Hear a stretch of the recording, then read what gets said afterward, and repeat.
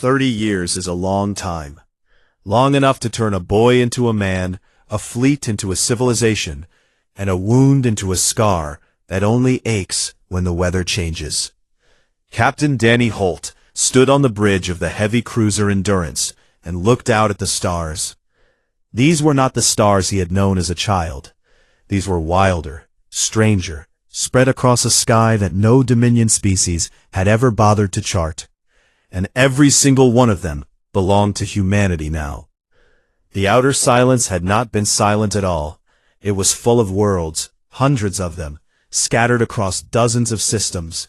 Rocky planets rich with metals, gas giants wrapped in harvestable storms, frozen moons hiding oceans beneath their ice. The Dominion had never explored this region because they had never needed to. They had enough. But humanity, cast out with nothing, had needed everything, and they had found it here. He had grown up on ships and stations, had entered the Fleet Academy at 16, and had earned his captain's rank by 35. He was not the biggest man in any room, but he was usually the calmest. He had his father's steady hands and his mother's sharp eyes, and he had learned a long time ago that panic was a luxury he could not afford. His ship, the Endurance, was a third-generation human warship, built entirely in the outer silence, with materials mined from human-claimed worlds.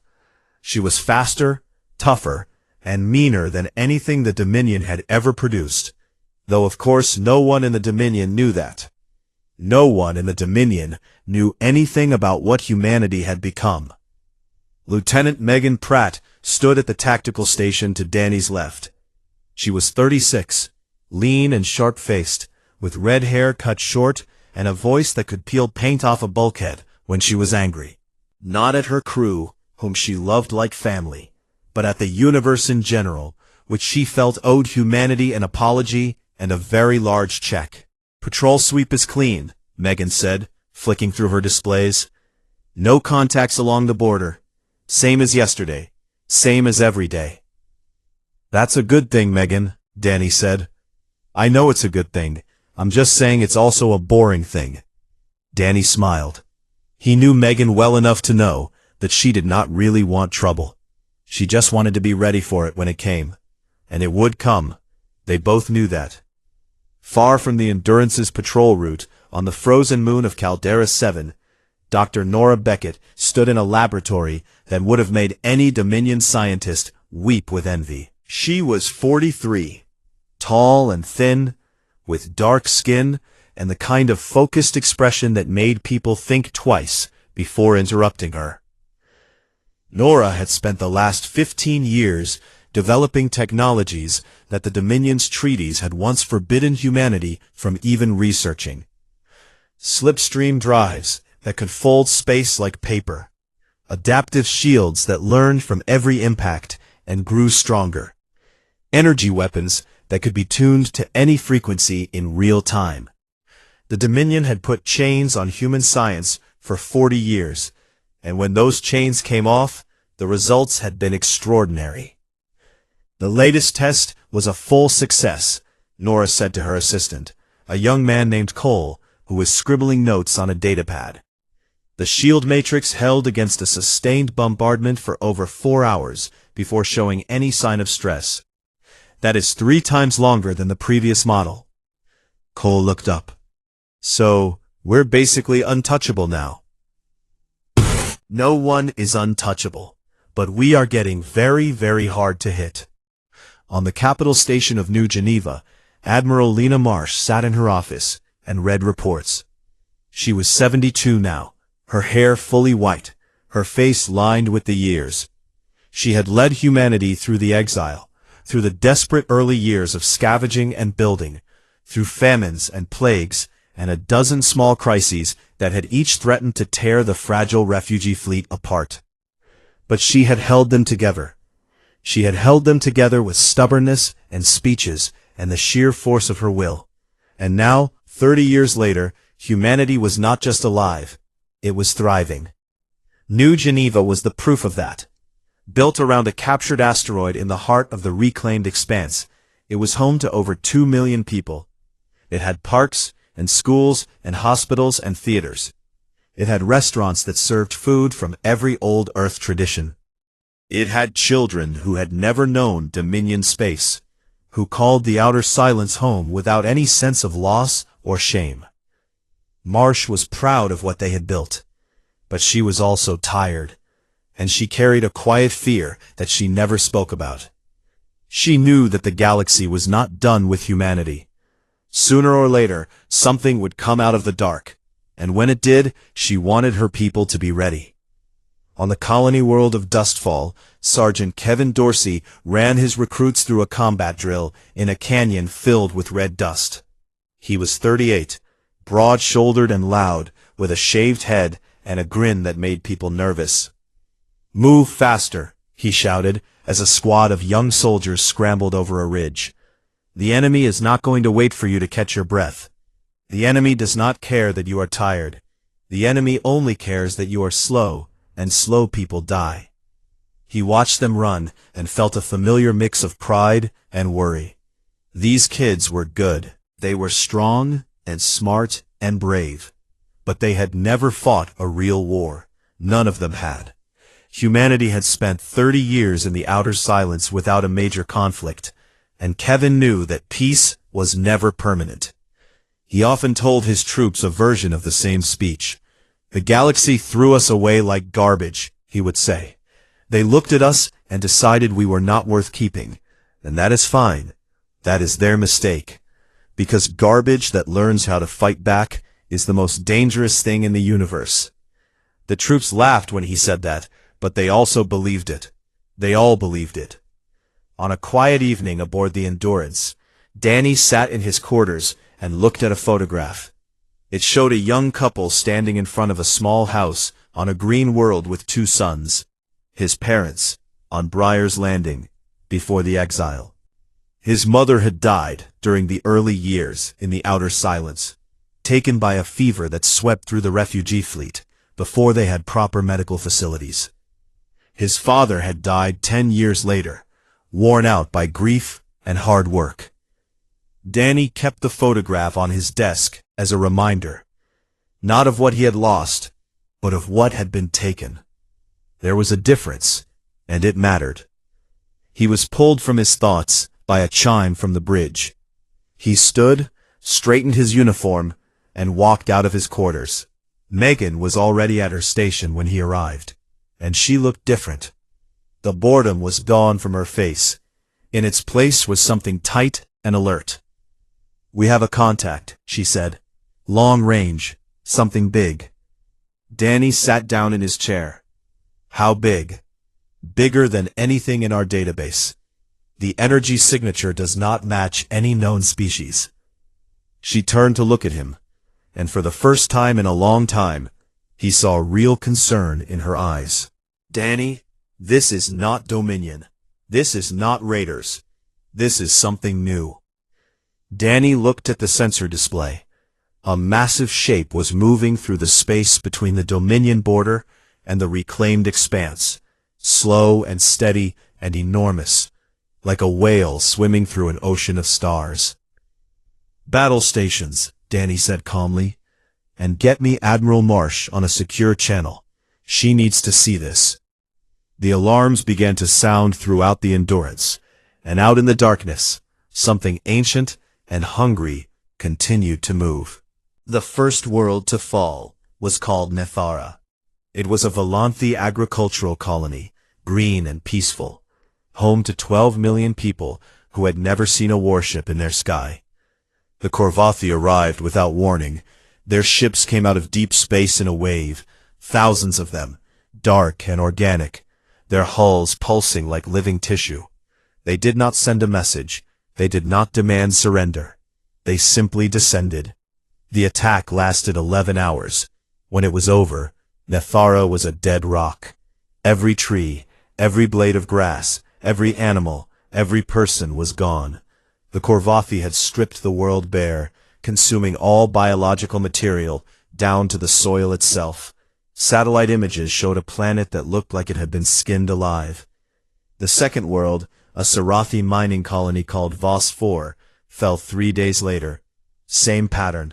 No warning, no communication, no mercy. Just a wave of organic ships. And then silence. High Chancellor Zorath stood before the Grand Conclave and tried to project calm. He was older now. His green scales faded to a dull gray around the edges, his movements slower than they used to be. But his voice was still strong. "We face a new threat," he said. "An extragalactic species we have designated the Korvathi. They are a hive-mind organism. They do not negotiate. They do not retreat. They consume." He paused and let the word hang in the air. "We will meet this threat with the full strength of the Dominion." The full strength of the Dominion was impressive on paper. Thousands of warships from a dozen species, crewed by experienced officers and armed with the most advanced weapons in the known galaxy. The Dominion had not fought a major war in centuries, but it had maintained its fleet as a symbol of power and unity.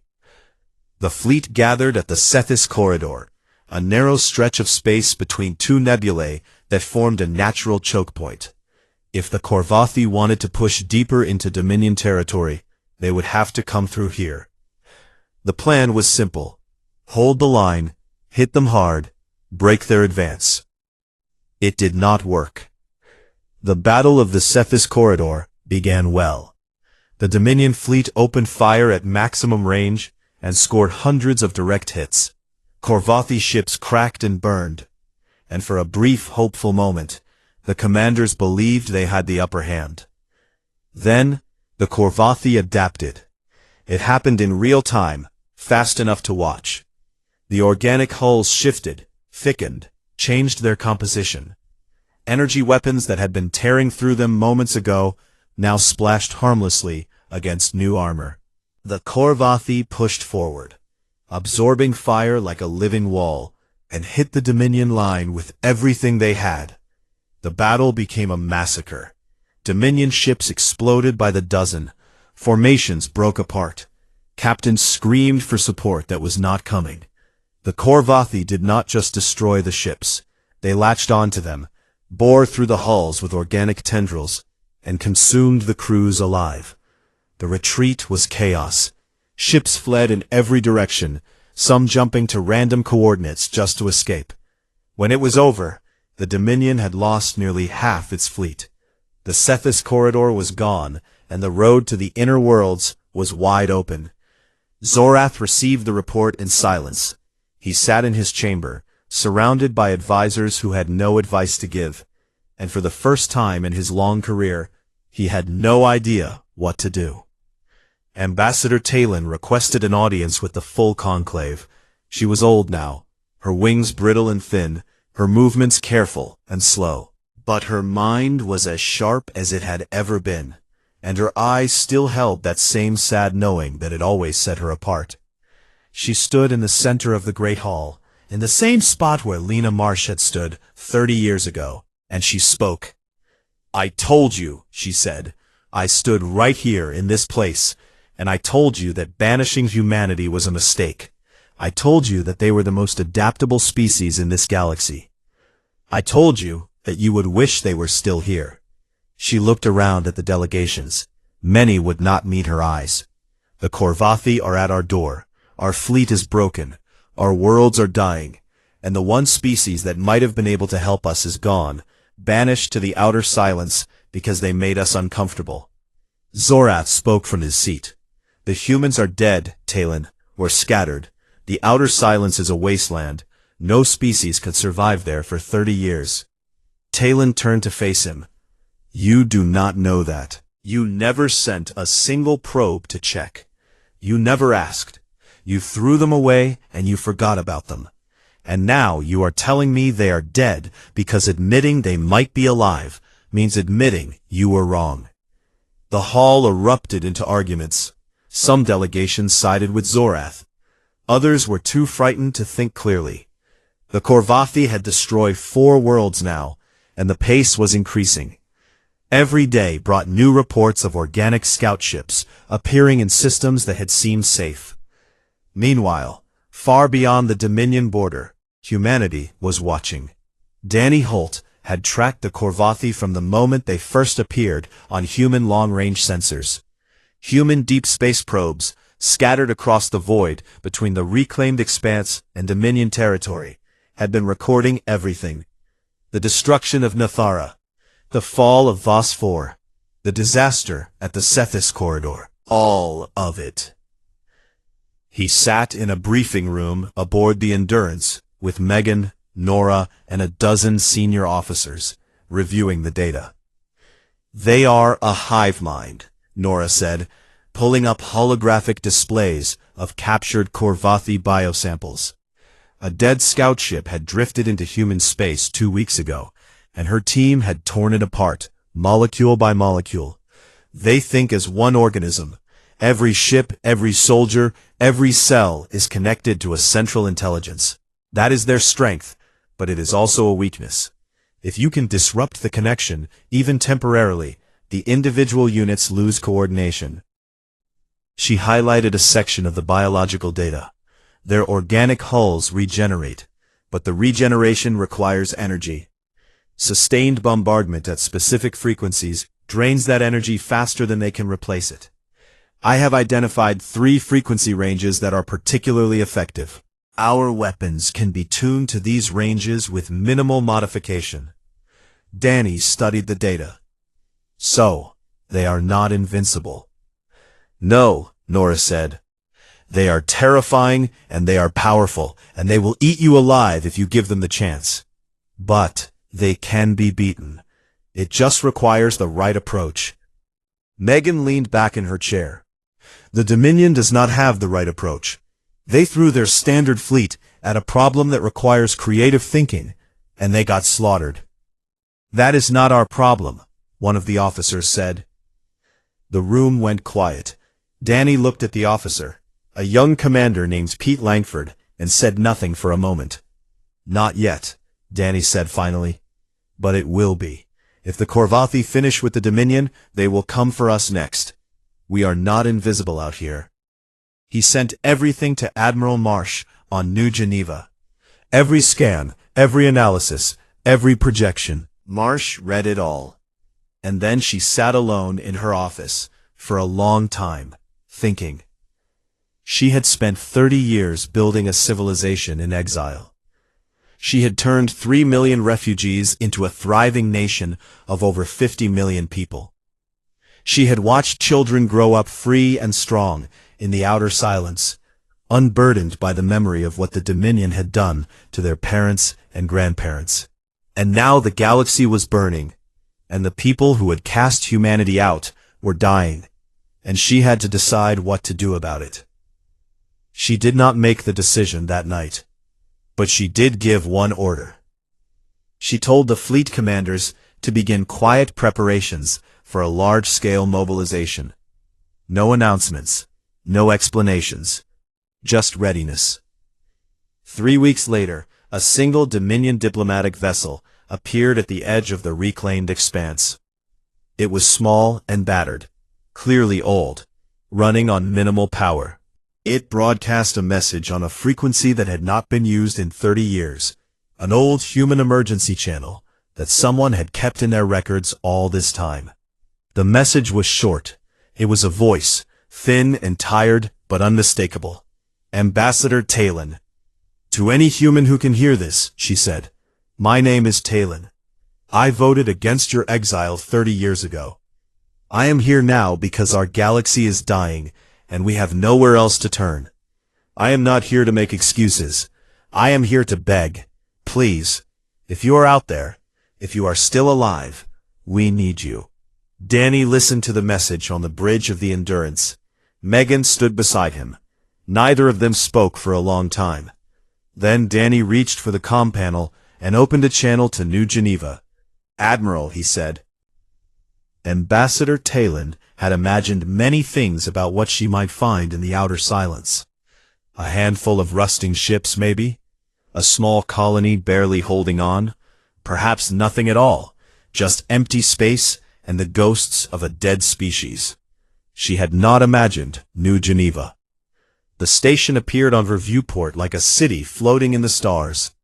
It was enormous, wrapped around a captured asteroid, glowing with light from 1,000 windows. Ships moved around it in steady, organized patterns, freighters and cruisers and shuttles, more ships than the Dominion had left in its entire fleet. And beyond the station, in every direction, the sensors showed more. Colony worlds, mining operations, shipyards, a civilization. Talyn sat in her small ship and stared, and for the first time in weeks, she felt something other than despair. She felt awe. They brought her aboard New Geneva with an escort, but without hostility. The corridors were wide and clean, filled with people going about their lives. Children ran past her, laughing, paying no attention to the alien diplomat walking among them. A group of teenagers argued about something near a food stall. An old man sat on a bench reading a book on a datapad. It was ordinary life, and it was the most extraordinary thing Talyn had ever seen. They led her to a large conference room overlooking the station's central park, a vast green space filled with real trees and grass, and a small lake that caught the light from the station's artificial sun. Councilwoman Paige Sheridan was waiting for her, along with Admiral Marsh. Paige was 50, with brown hair going gray at the temples, and a face that was pleasant but hard to read. She had spent her career in diplomacy and governance, and she had a gift for listening carefully and saying exactly the right thing at exactly the right time. She also had a gift for saying no when it needed to be said. Marsh sat at the head of the table, her white hair pulled back, her uniform pressed and perfect despite her age. She watched Talyn with the calm, unblinking patience of a woman who had survived everything the universe had thrown at her. Talyn did not try to be clever. She did not make speeches or appeals to shared history. She simply told the truth. "The Dominion is falling," she said. "The Korvathi have destroyed 7 worlds. Our fleet is broken. Our people are terrified. We have tried everything we know how to try, and it has not been enough." She paused. "I know what was done to your people. I know it was wrong. I voted against it, but that does not matter now.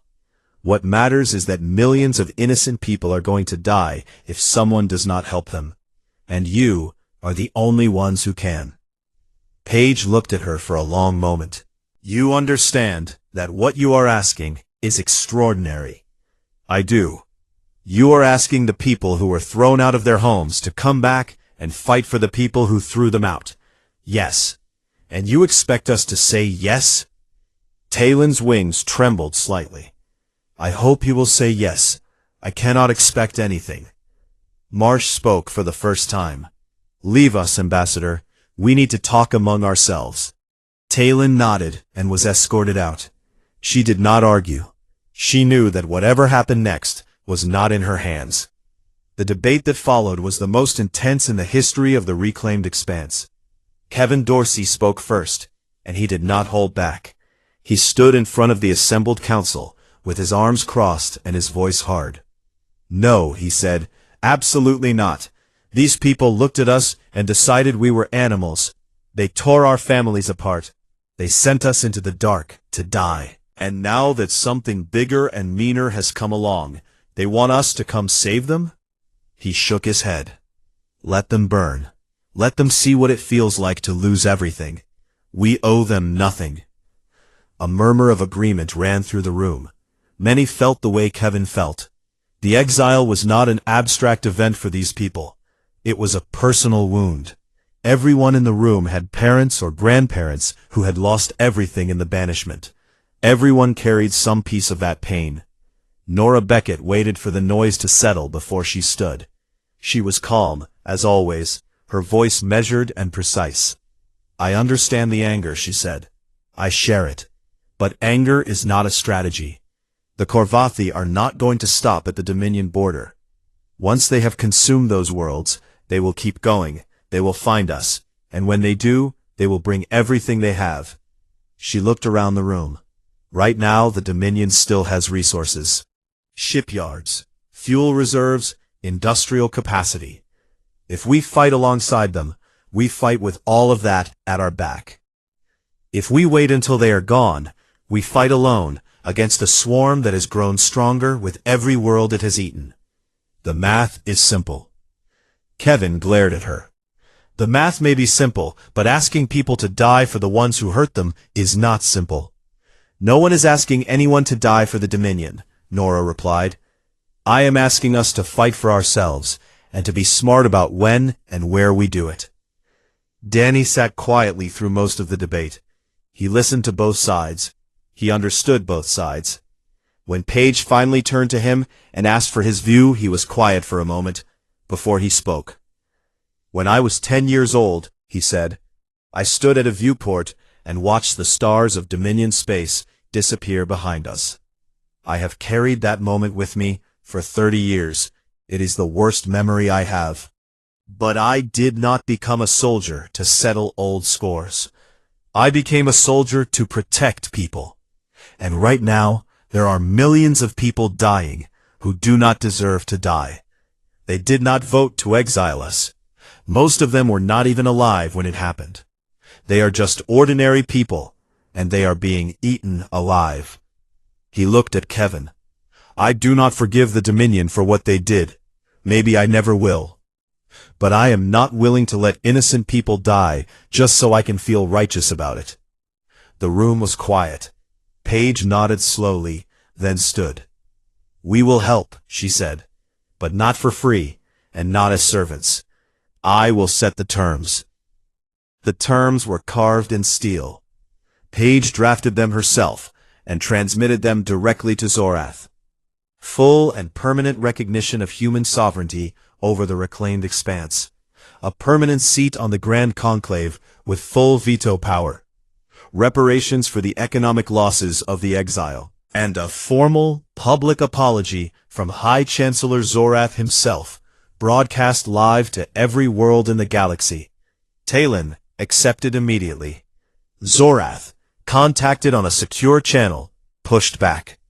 He said the apology was humiliating and unnecessary. Paige looked at his image on the screen with a patience that was somehow more frightening than any threat. Chancellor, she said, you have two choices. You can apologize, or you can die. Those are your options. Choose one. Zorath chose to apologize. Admiral Marsh addressed the fleet from New Geneva's central broadcast hub. Her voice reached every ship, every station, every colony in the reclaimed expanse. 30 years ago, she said, the galaxy told us we were not welcome. They sent us into the dark, and we built a light so bright it put their stars to shame. Now the dark has come for them, and they have asked for our help. She paused. We are not going back because they deserve it. We are going back because we are human, and humans do not stand by while innocent people suffer. That is what separates us from the species that cast us out. They acted out of fear. We will act out of courage. The fleet mobilized in 3 days. Over 300 warships formed up at the border, along with carriers, supply ships, and troop transports.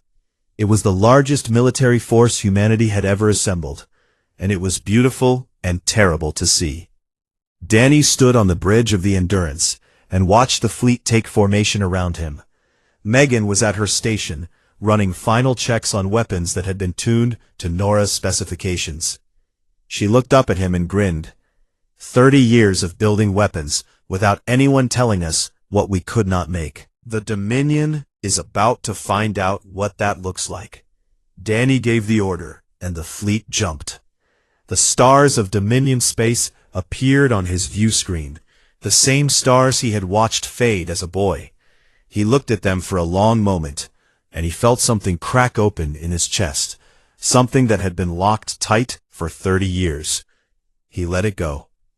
All ships, he said into the comm, welcome back. The planet Verath Prime was dying. From orbit, Danny could see it.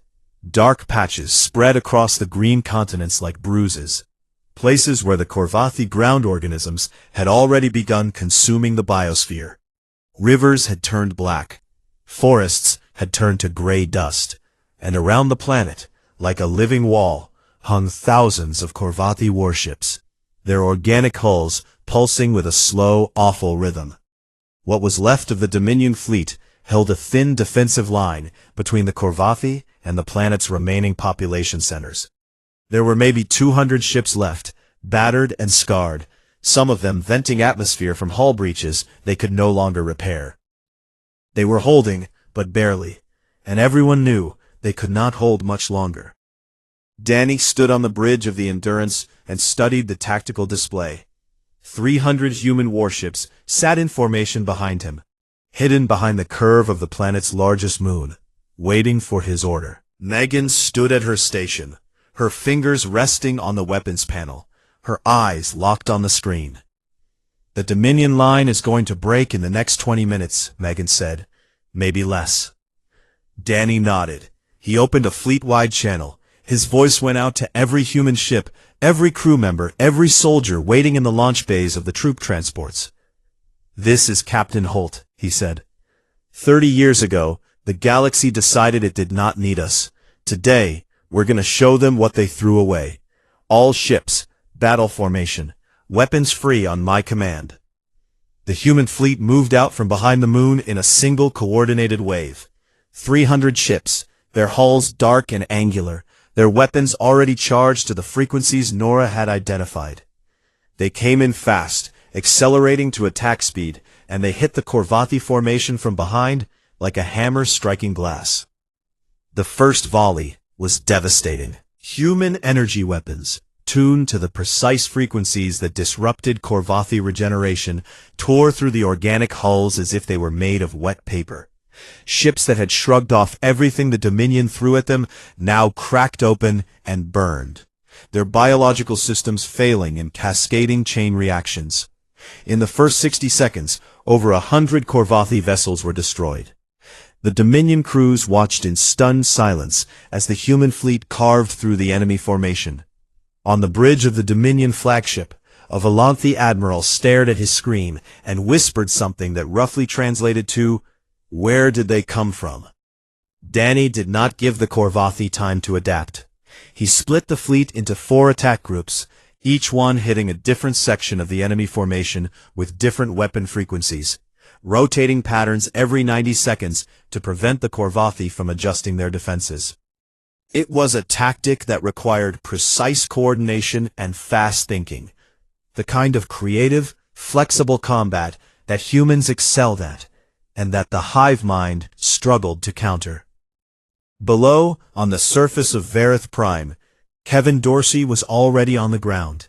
His transport had punched through the orbital chaos and landed hard in a valley south of the planet's capital city. He hit the dirt running, leading 300 ground troops toward the nearest Corvathi infestation zone. The ground organisms were horrifying up close. They moved like a living carpet across the landscape, consuming everything they touched. Trees, soil, buildings, bodies. They were coordinated by local hive nodes, pulsing biological structures the size of buildings that relayed commands from the Central Intelligence. Kevin had trained for this. His troops carried pulse weapons designed to disrupt the hive nodes, cutting the local organisms off from the central mind. He pointed at the nearest node, a dark, throbbing mass rooted in the ruins of a school. "Hit it," he said. The pulse weapon fired. The node shuddered, cracked, and went dark. Around it, the Corvathi ground organisms stopped moving. They twitched, stumbled, and began crawling in random directions, suddenly blind and confused. Kevin's troops moved in and destroyed them systematically. "Find the next one," Kevin said. "And the one after that. We clear this planet block by block if we have to." Back in orbit, Megan had found what she was looking for. Deep in the heart of the Corvathi formation, protected by layers of warships, sat the command nexus. It was massive, easily 10 times the size of any other Corvathi vessel, a dark sphere of organic material that pulsed with energy. Every signal, every command, every thought in the swarm flowed through that sphere. "There it is," Megan said. "Kill that, and the whole swarm falls apart." Danny looked at the tactical display. The Nexus was buried deep inside enemy territory, surrounded by hundreds of ships. Getting to it would require flying directly into the heart of the Korvathi formation, through a wall of fire and organic tendrils and certain death. "Plot a course," Danny said. Megan looked at him. "That course goes through about 400 enemy ships." "I know." She grinned. "I was hoping you would say that." The Endurance and a squadron of 12 escort ships broke away from the main formation and drove straight into the center of the Korvathi fleet. It was madness. It was reckless. It was the kind of move that no Dominion commander would ever consider, because it broke every rule of conventional naval warfare. But humans had never been very good at following rules. Her shields flared and buckled under the assault. But Nora's adaptive technology held, learning from each impact, shifting and strengthening in real time. The escort ships formed a protective screen around the cruiser, absorbing fire and returning it with savage precision. Aboard one of the carriers, far behind the front lines, Nora was working frantically in a mobile laboratory. She had spent the past 3 hours analyzing the hive mind's communication frequency, and she had finally cracked it. She had built a disruption signal, a burst of electromagnetic noise tuned to the exact wavelength the Korvathi used to coordinate their actions. She opened a channel to Danny. "I have a disruption signal ready. It will knock the hive mind offline for approximately 90 seconds. That is all I can guarantee."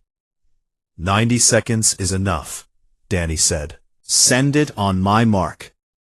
The Endurance burst through the last layer of Korvathi defenders and came face to face with the command nexus.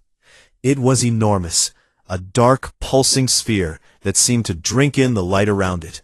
Danny could feel it, a faint pressure at the edges of his mind, like something vast and cold was looking at him. "Mark," he said. Nora transmitted the disruption signal. The effect was instant.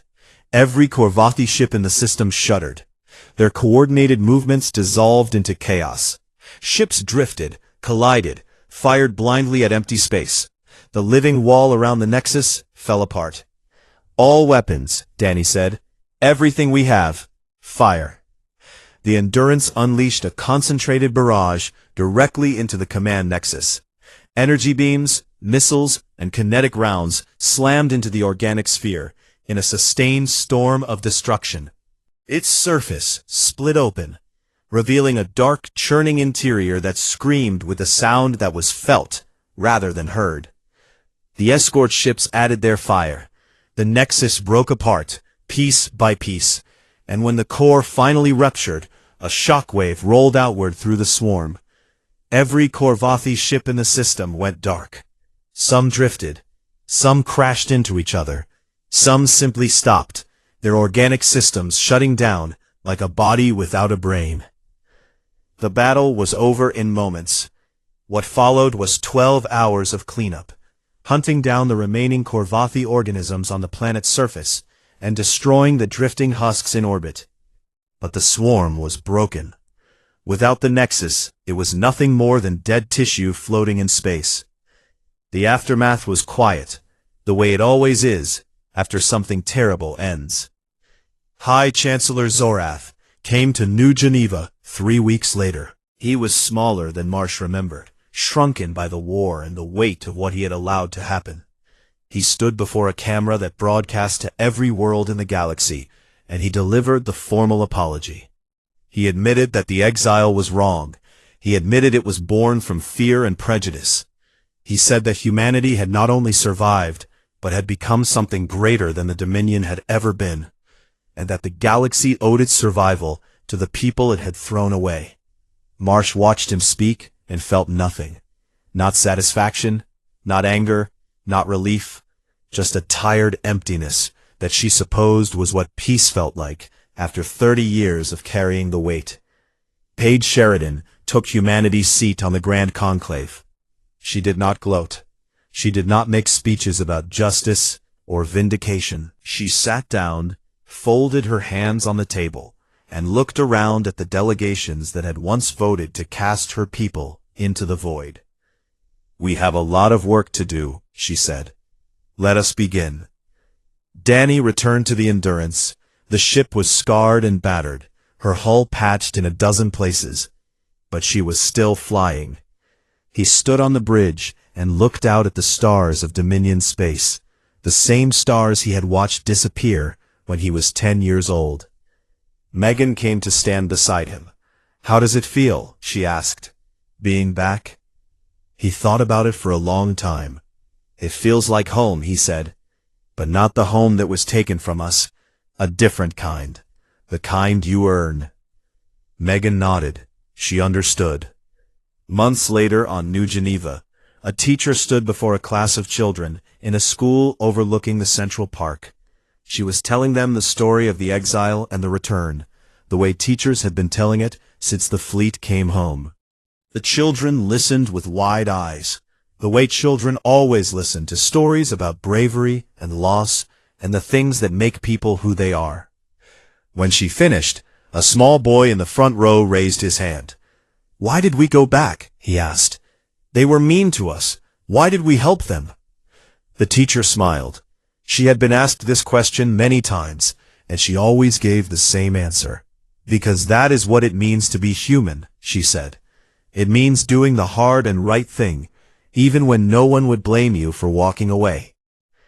The boy thought about this for a moment, then nodded, as if it were the simplest and most obvious thing in the world.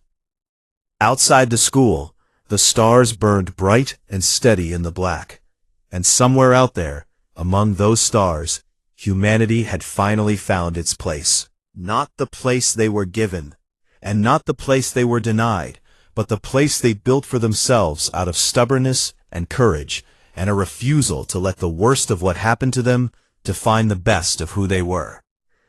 The galaxy had thrown them away, and they had come back, not with vengeance, but with open hands.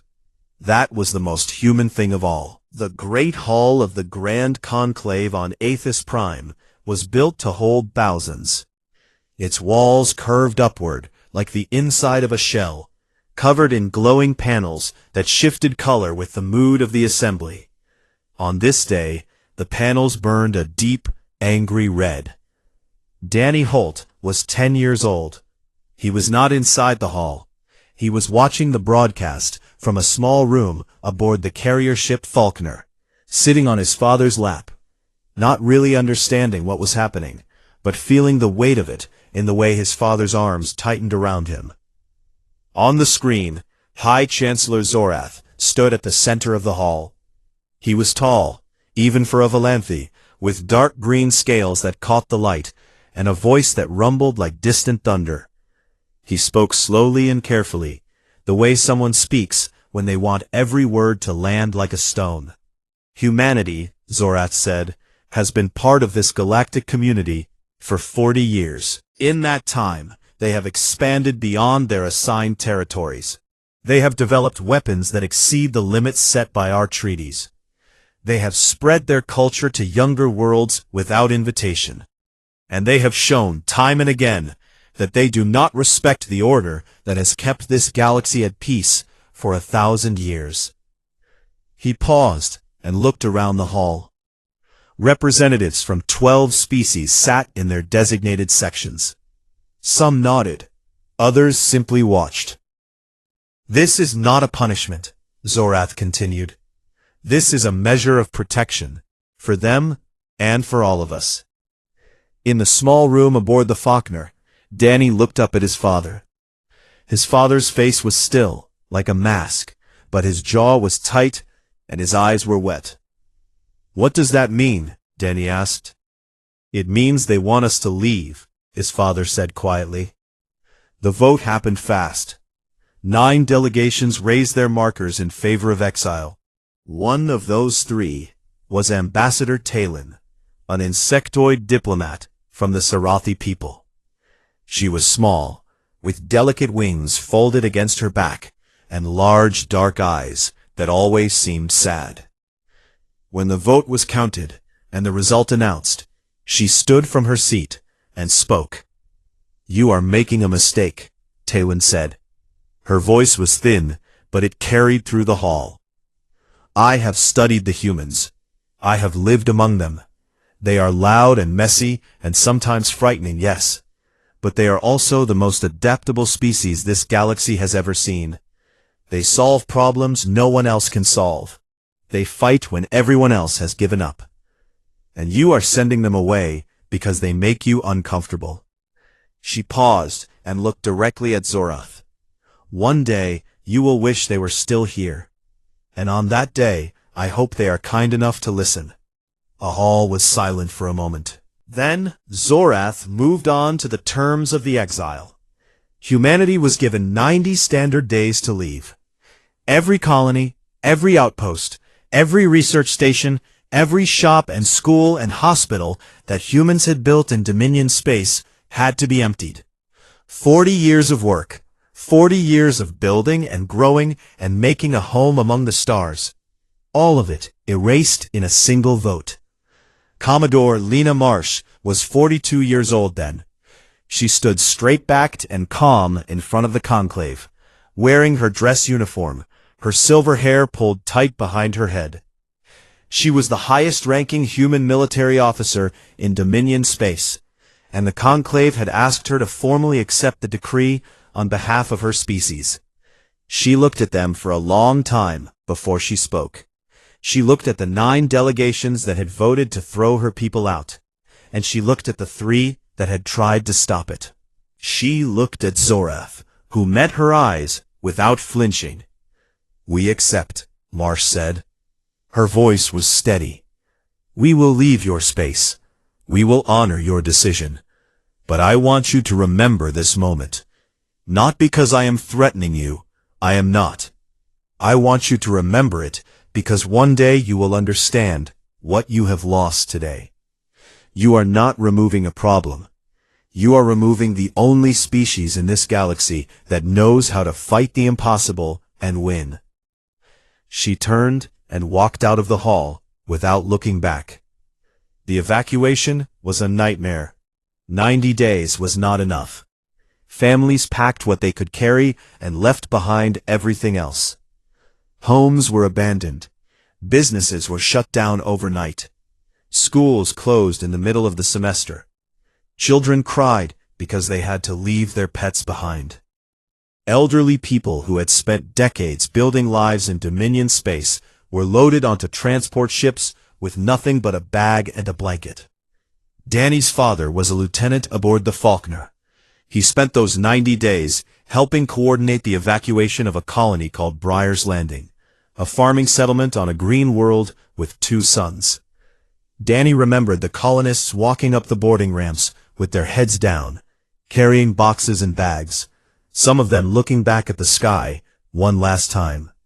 One old woman stopped at the top of the ramp and turned around.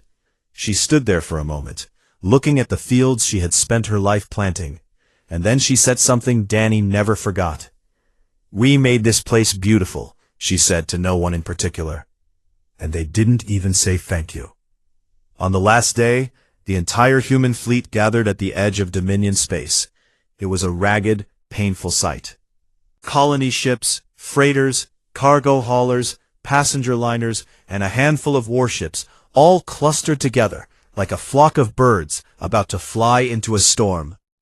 There were over 3 million people in that fleet, 3 million souls cast out from a galaxy that had decided they were too much trouble to keep. Commodore Marsh stood on the bridge of her flagship and gave the order. The fleet turned away from Dominion space and pointed itself toward the unknown. Beyond the border was a vast stretch of uncharted territory that the Dominion called the Outer Silence. No one had mapped it. No one knew what was there. It was the place where the galaxy ended and nothing began. That was where humanity was going. Danny stood at a viewport on the lower deck of the Falconer and watched the stars of Dominion space grow smaller behind them. His father stood beside him, one hand resting on Danny's shoulder. "Where are we going?" Danny asked. The stars faded, one by one, until there was nothing behind them but darkness. "Somewhere new," his father said. somewhere we can build something that no one can take away from us. Danny pressed his hand against the cold glass of the viewport and stared into the dark.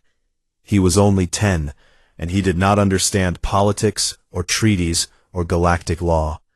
But he understood that his home was gone, and that the people who took it away did not care.